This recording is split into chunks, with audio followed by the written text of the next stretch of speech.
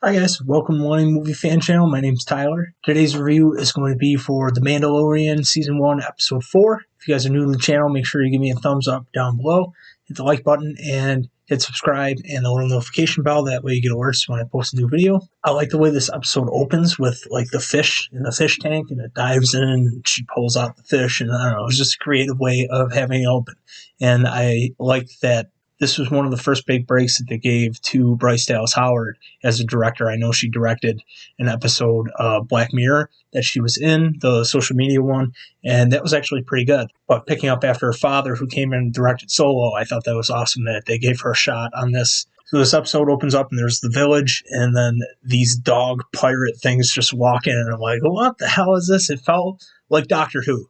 So if you guys watch Doctor Who, you'll be like, that is dead on the money. It didn't feel like Star Wars. It was kind of weird. It was like, why? These are two humanoid of creatures, and Doctor Who is Earth-based, sort of. I mean, he's up in other planets and all across space and time, but his companions are all from Earth. He picks them up on Earth. He spends most of his time on Earth. In the comic books, they've had like a big green rabbit, and it's like, that's a rabbit. And then they've had cats and stuff, and it's like, these are too Earth-like, and it's not very Star Wars-like. And it's weird because they could just get so creative. There's all these like leftover alien species from the movies that they don't use in the background, and then they choose to just, well, let's just make a dog with a gun. When it goes to Baby Yoda and Mando on the ship, it's funny that he's talking to him like he actually understands and not just giving him commands. He's like, hey, what are you doing? We're going to stop and we're going to go to this place. And he's telling the baby doesn't respond, but he's like informing him on what's going on. He's not just telling him, don't touch that anymore. So you see the relationship forming between the two of them. I like that when he does give him commands, baby just doesn't listen. When they get into the like little bar in town in the village, there's like a loft cat under the table, and it's from Star Wars Rebels and a lot of the comic books and other mediums. It was cool to see that in live action. It like scares Baby Yoda. This is where we meet Cara Dune, Gina Carano's character, and she's got a badass backstory. I guess she was an Imperial shock trooper, and they kind of go into that in this episode. And they also have her fight Mando, which was pretty awesome. And she's really a physical actress coming from the UFC, and her run there and just her sheer look is just terrifying. Like, she's a badass. She beat you up. So it was cool that she had like an actual physical fight scene, like without shooting or lightsabers or whatever, with Mando in the beginning of this episode. And then at the end, they have a big fight scene where they're taking on a bunch of the raiders. Mando recruits Cara Dune to help fend off the raiders from the village. And it was interesting that they had an AT-ST that they stole from the Empire. So that was a cool little element that they added to the story that we've seen in a bunch of other things. The tropes of the story where they prepare the village for like an attack, that shows up in Star Wars. It shows up in The Seven Samurai, which Star Wars took a lot of inspiration from. And it also even showed up in the Clone Wars episode with Saw Gerrera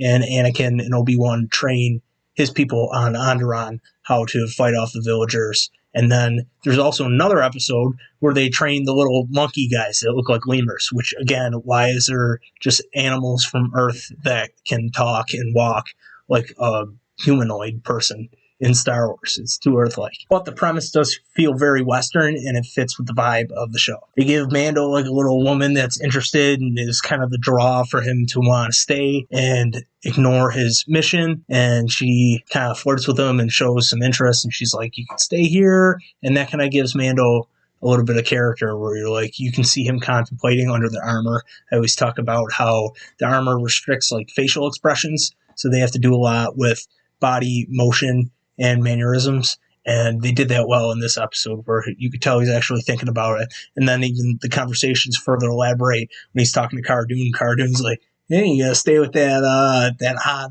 village chick? And he's like, I don't know, I got shit to do. A lot of people when like the first images came out for this episode and stuff said she looked like Iden Versio, which I totally see, but it wouldn't make a lot of sense for her to be like hiding out in a village or with a little kid, showing the little kid in the water in that picture that came out in like Variety. My biggest thing I didn't like in this episode, other than the dog pirate guys that I keep trashing, was that they have the AT-ST, and you're like, okay, that's like pretty intimidating and weapon that I'm glad that they made seem more scary and seem hard to take down. But Mando's got the ship, and couldn't he fly the Razor Crest and use that to take out the ATST once they know that's a thing? And I think about that every time I watch this, and I can't get over it. It's like, dude, it's right there. You can use that. You got like torpedoes and shit, I'm sure. You just fly over and drop it on there. I don't know if they have like anti-aircraft things on the ATSTs. I'm sure they do.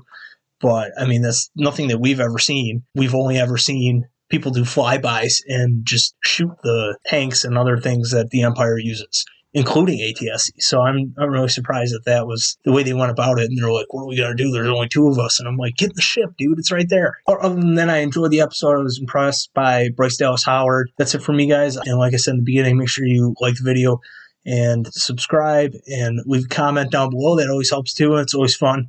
I'll get back to you, and it's good to express your thoughts and opinions. Let me know what you thought. Also, tune in for my video tomorrow for the Haunting of Bly Manor review, the new Netflix series. Thanks, guys, and I'll see you in the next